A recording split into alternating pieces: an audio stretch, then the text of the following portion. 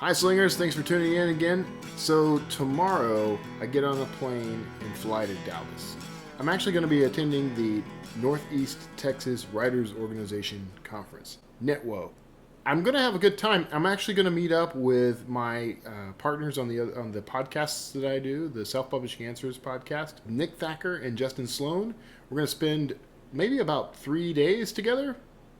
It's the longest amount of time any one of us has ever spent with any of the others. Nick and Justin are going to meet for the very first time in person on this trip, so I'm really looking forward to it. Now, I've been doing a lot of traveling lately, and I'm having a good time, actually. There's a lot to gain from traveling as much as I am. I was in Canada just about a month ago, and most recently I was in Austin for the Smarter Artist Summit, and that was a lot of fun. I'd like to do that again. In fact, I've already bought my ticket for next year's Smarter Artist Summit. If you haven't done that, you should go to smarterartistsummit.com. I think that's the website. And I'll put it down below so that you can find it a little easier. The thing about all this traveling and what makes this so good for me is I pick up all these things while I'm moving around in the world. I meet a lot of people who are really interesting. I end up going to a lot of interesting places. And this stuff all fuels what I'm writing. I don't always write specifically about these things, but I do end up sort of folding all the vibes from these places into what I write. So my wife and I are we're working on this and we're getting much closer, but we're planning to get into an RV and travel full time. Mostly, we just want the freedom of it, right? The more I travel, the more inspired I become, the more material I have for my books. Part of this, though, is finding something that Kara can sort of focus on. I have my books. That's what I do. I'm an author, I'm a podcaster, I'm apparently a video blogger.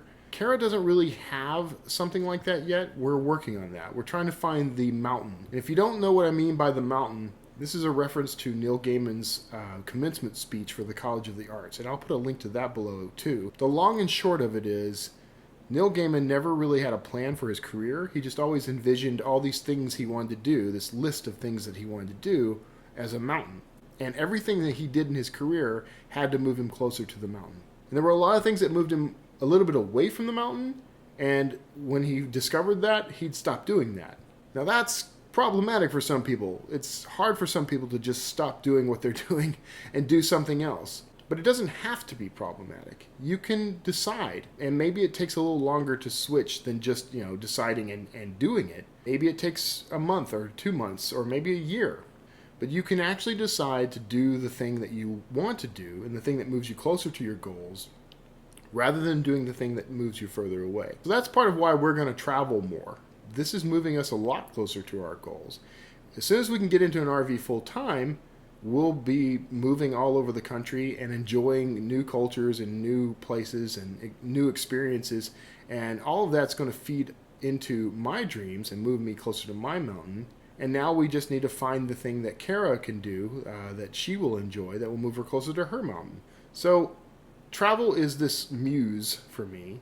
And all of the books that I've written, they all contain little components of the people and places that I've experienced while I've been moving around in the world. I tell people that part of Citadel was written while I was sitting literally at the foot of the Eiffel Tower in Paris. It's at least got that going for it. And even though it's not about Paris and there's no mention of Paris in there, I make a little nod to Paris actually in the name of one of the protagonists. One of the characters is named John Thomas Paris. And he is a pivotal character.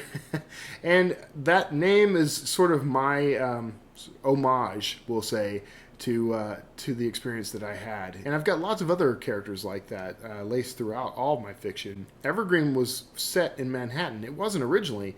I started it and got maybe a chapter into it while we were still here in Texas, and I ended up finishing it while we were in Manhattan. That city, it's iconic, right? So it was easy to borrow from things I've seen on television and film to sort of fill in some gaps, but just being there gave me this whole new level of experience with that city. Now it's a character in that book as much as the protagonist is. So travel for me as an author has been huge. I can't wait to do more of it. We're so close to being able to get on the road full time. Right now, we still travel quite a bit. This trip to Dallas, I'm speaking at this conference, so it's going to be fun, and it provides a little bit of income, which is good. It's also just a chance to look at some new territory. I haven't been to Dallas in decades, so I don't entirely know what to expect, but I know I'm going to love being there. And I know that it's going to be all the more fun and exciting because I've got two guys that I'm really close to hanging out with me the whole time. Traveling is great. Traveling with people you know and love is even better. So it's just all around a big win for me.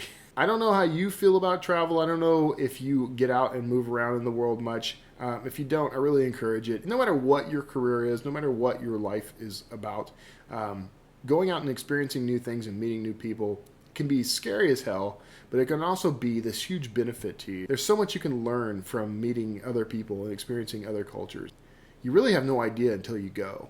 Get out on the road, go experience some things.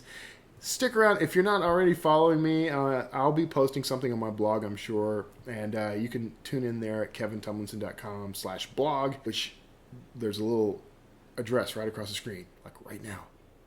When I get back, you'll hear more. You'll probably see some things on Instagram, on Facebook, etc. So I hope you'll let me know what you think of my trips. And you can always let me know about places you think I should visit.